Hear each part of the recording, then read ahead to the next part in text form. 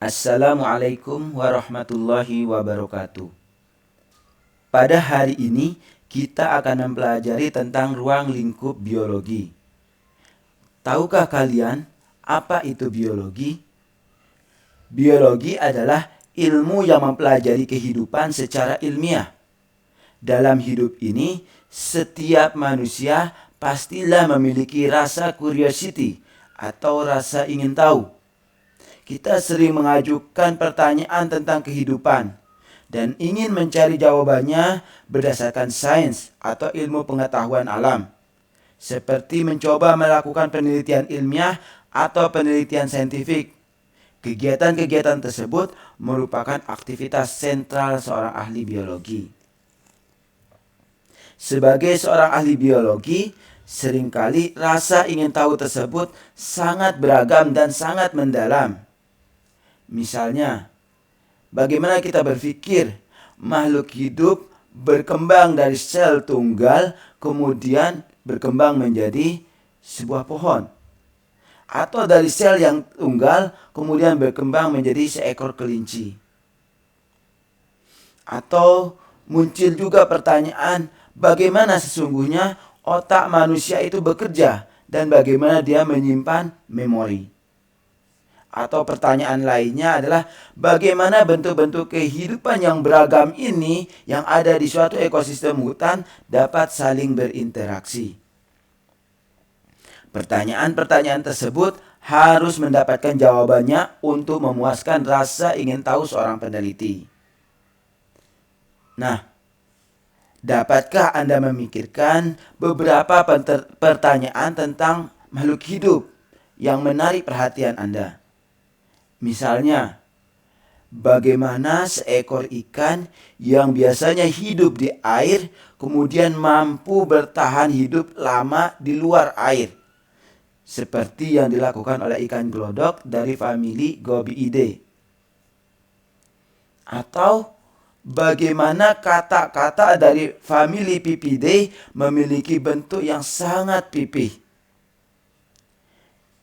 Ketika kita bertanya tentang fenomena kehidupan yang kita temui tersebut, maka sesungguhnya kita sudah mulai berpikir sebagai seorang ahli biologi. Biologi pada dasarnya merupakan suatu pencarian, penelitian terus berlanjut mengenai apa itu kehidupan. Terdapat beberapa tema dalam bidang biologi. Namun, sebelum kita mempelajari lebih dalam tentang biologi, dapatkah kita mendefinisikan apa itu kehidupan? Apabila kita tanya seorang anak kecil sekalipun, mereka pasti sadar bahwa kelinci dan tumbuhan itu makhluk hidup, sedangkan batu tidak. Namun, fenomena yang kita sebut sebagai kehidupan itu sendiri sangat sulit sekali didefinisikan dengan sederhana, apalagi hanya dengan menggunakan satu buah kalimat.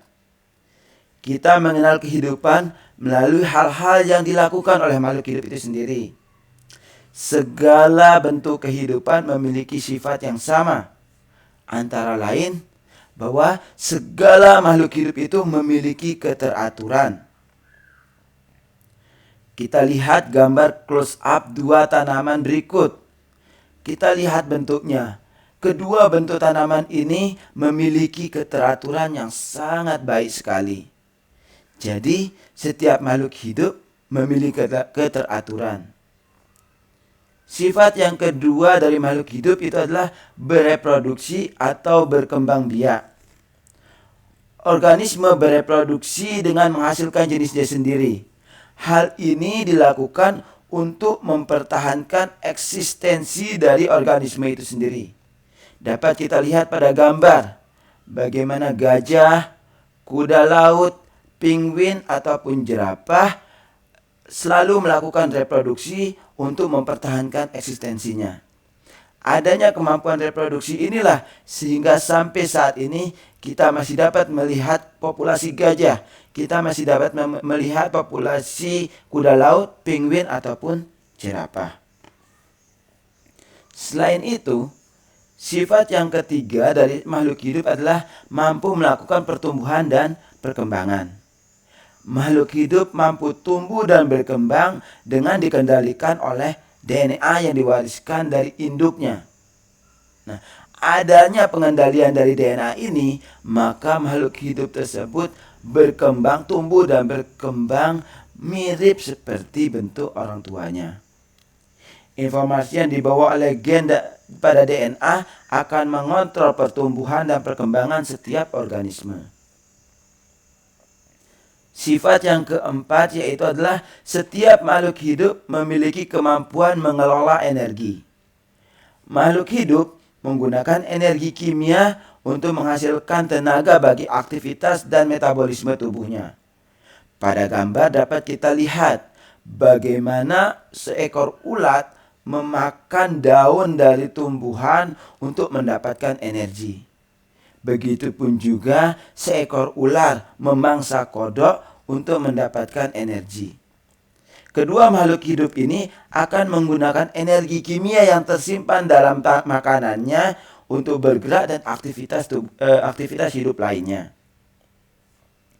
Selain itu, sifat dari makhluk hidup yaitu adalah mampu melakukan regulasi. Makhluk hidup memiliki kemampuan untuk mengendalikan kondisi lingkungan internal atau lingkungan di dalam tubuhnya pada batas-batas yang memungkinkan dia untuk dapat hidup. Pada contohnya, pada hewan-hewan poikiloteram atau hewan-hewan yang berdarah dingin seperti kadal, maka suhu tubuhnya sangat dipengaruhi oleh lingkungannya. Oleh sebab itu, pada saat suhu menurun, saat dia kedinginan, maka kadal akan menjemur dirinya di bawah matahari sehingga suhu tubuhnya mencapai suhu optimal untuk aktivitas. Sedangkan pada hewan-hewan Homokiloteram akan mempertahankan kondisi internal tubuhnya dari pengaruh luar. Hal ini dapat kita lihat misalnya telinga kelinci berukuran lebar dan sangat tipis, di mana pada telinga tersebut terdapat banyak sekali pembuluh darah. Maka regulasi aliran darah dilakukan oleh kelinci melalui pembuluh darah pada telinga kelinci untuk membantunya mempertahankan suhu tubuh tetap konstan dengan cara menyesuaikan pertukaran panas dengan udara di sekitarnya. Ciri yang keenam yaitu adalah respon terhadap lingkungan merupakan ciri-ciri makhluk hidup.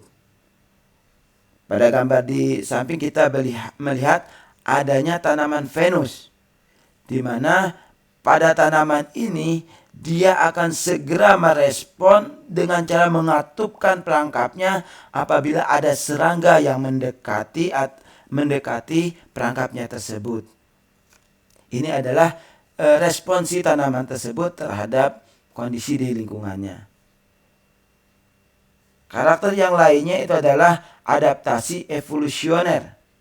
Adaptasi terjadi pada beberapa generasi, di mana individu dengan karakteristik paling tepat dengan kondisi lingkungannya memiliki tingkat reproduksi yang lebih baik dan mampu meneruskan karakternya kepada generasi berikutnya. Di sini kita bisa melihat kuda laut, ulat ataupun kadal mampu melakukan kamuflase, beradaptasi dengan kondisi lingkungannya. Dengan kemampuan adaptasi kamuflasenya inilah, maka dia mampu berlindung dari musuh alamiahnya atau predatornya. Ilmu biologi membentang sangat luas sekali. Sesungguhnya biologi memiliki dua dimensi, yaitu dimensi vertikal dan dimensi horizontal. Pada dimensi vertikal, kita bisa melihat keberagaman makhluk hidup itu dari struktur yang paling kecil, yaitu struktur mikroskopik molekuler dan sel, hingga struktur yang paling kompleks, yaitu adalah biosfer. Sedangkan pada dimensi horizontal, kita mencoba mempelajari, mengelompokkan keanekaragaman makhluk hidup yang sangat luar biasa ini menjadi kelompok-kelompok tertentu. Bagaimana kita melihat dimensi biologi secara vertikal? Bayangkan Jika kita mencoba meneropong bumi dari luar angkasa dengan sebuah teleskop, dan kita mencoba mengamati kehidupan yang ada di bumi itu, maka setelah kita cukup dekat dengan bumi, kita bisa melihat ada mozaik-mozaik yang berwarna hijau yang melambangkan daerah terestrial atau daerah-daerah berhutan, dan warna biru melambangkan samudra. Pada wilayah tersebut, maka kita akan melihat tanda-tanda kehidupan. Inilah pandangan pertama kita mengenai biosfer. Biosfer adalah seluruh lingkungan di bumi yang dihuni oleh kehidupan. Biosfer ini dapat mencakup sebagian besar daratan yang ada di bumi, atau sebagian besar badan air, ataupun atmosfer sampai ketinggian beberapa kilometer. Maka dimanapun di bagian bumi yang terdapat kehidupan, maka dia merupakan bagian dari biosfer. Kemudian ketika kita mencoba mengamati bumi lebih dekat, fokus pengamatan kita pada salah satu hutan, maka kita akan melihat keanekaragaman jenis pohon di dalam hutan. Terdapat berbagai macam organisme di sana. Nah, ekosistem hutan yang terdapat berbagai macam keanekaragaman organisme, baik itu tumbuhan ataupun hewan, itu merupakan suatu ekosistem. Padang rumput, gurun, terumbu karang juga merupakan contoh-contoh ekosistem yang lainnya. Ekosistem sesungguhnya terdiri dari seluruh makhluk hidup yang ada di suatu wilayah tertentu, yang kemudian berinteraksi dengan komponen-komponen abiotik seperti tanah, air, udara, dan cahaya yang ada di daerah tersebut. Jadi gabungan seluruh ekosistem yang ada di bumi inilah yang kita kemudian sebut sebagai biosfer. Nah, seluruh makhluk hidup yang ada di suatu ekosistem, terlepas dari komponen abiotiknya, itulah yang kita sebut dengan komunitas. Komunitas dalam suatu ekosistem ini dapat mencakup berbagai macam jenis tumbuhan, beraneka ragaman hewan, atau berbagai macam cendawan, serta berbagai macam mikroorganisme seperti bakteri. Jadi seluruh organisme makhluk hidup yang ada di suatu tempat itu yang disebut dengan komunitas. Tingkat yang lebih kecil dari komunitas adalah populasi, di mana populasi terdiri dari semua individu dari satu spesies yang hidup pada batas-batas tertentu. Jadi dalam suatu hutan, maka bisa kita katakan semua mangga yang ada di hutan itu merupakan satu populasi mangga. Atau semua lalat buah atau semua semut rang-rang merupakan suatu populasi.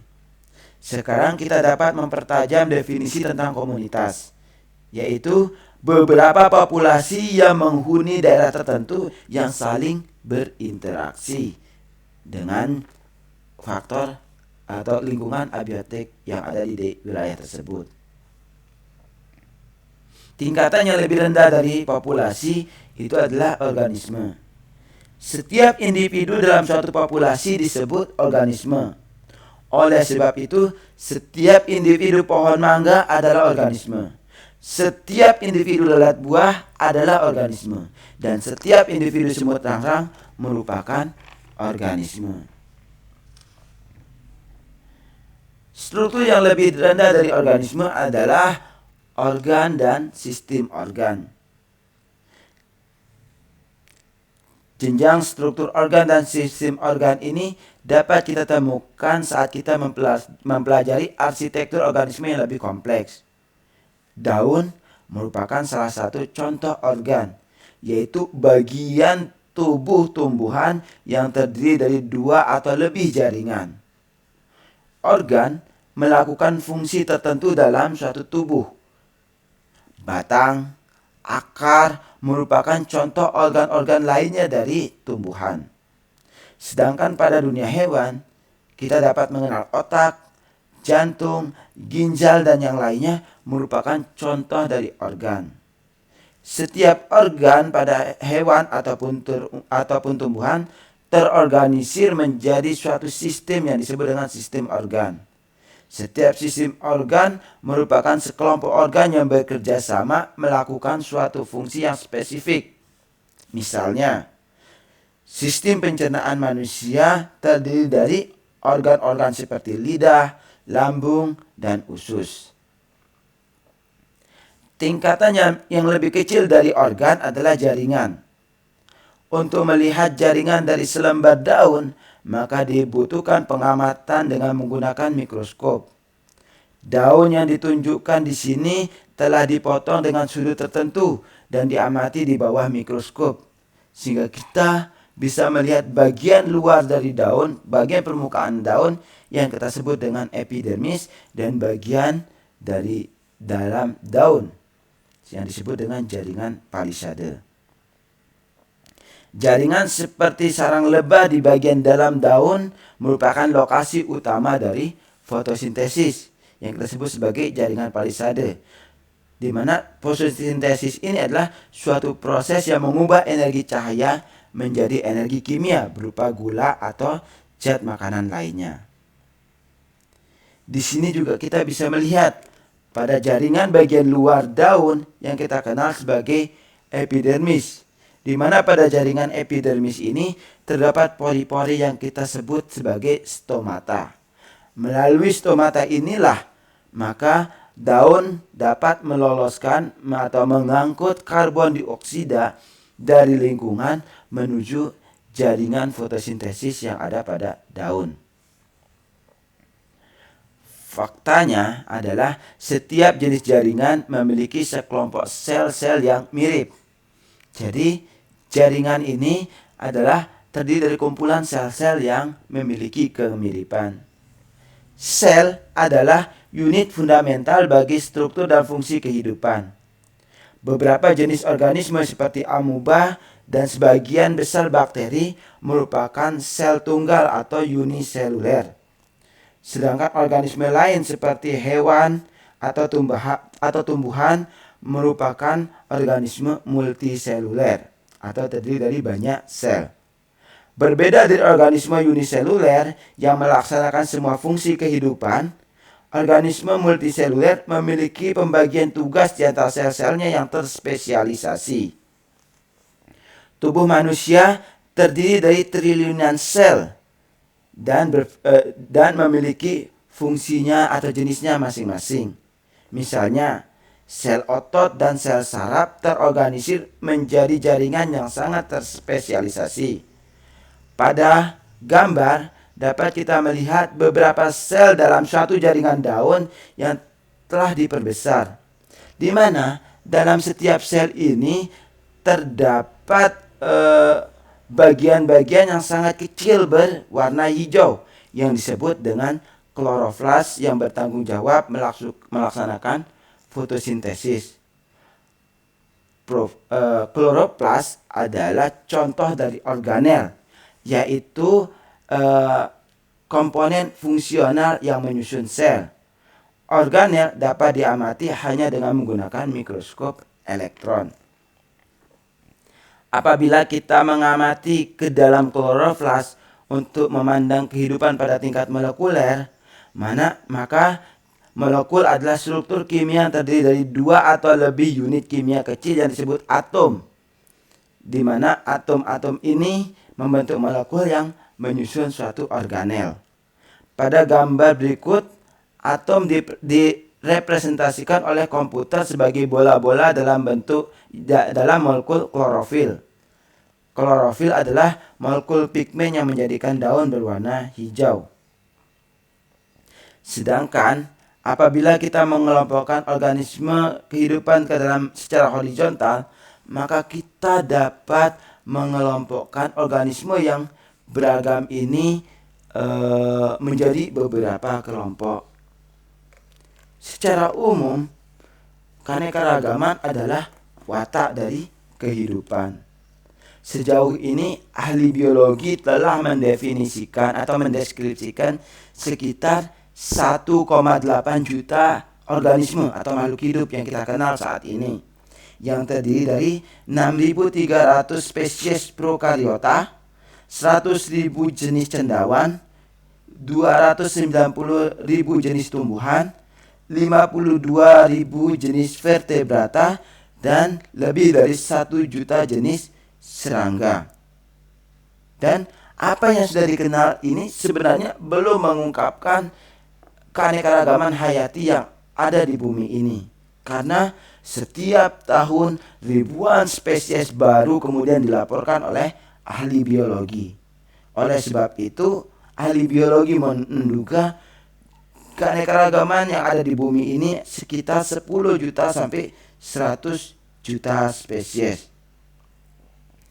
Ada kecenderungan dari manusia untuk bagaimana mempelajari keanekaragaman hayati yang luas ini dengan mudah, yaitu adalah dengan mengelompokkan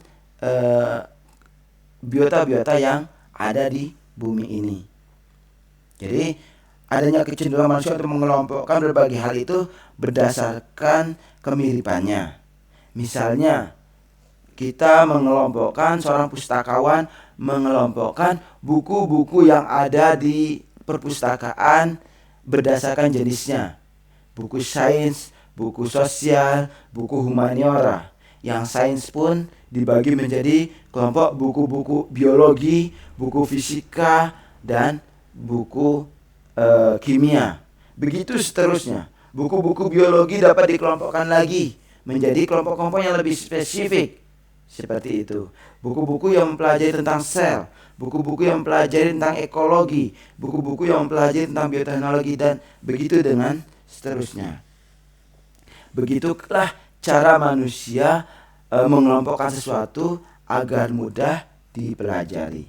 Nah, ilmu yang mempelajari keanekaragaman makhluk hidup ini, mengelompokkan keanekaragaman makhluk hidup ini disebut dengan ilmu taksonomi, di mana pada ilmu taksonomi itu adalah seorang ahli biologi mengelompokkan keanekaragaman makhluk hidup ini menjadi genus, famili, ordo, kelas, dan tingkat yang lebih tinggi.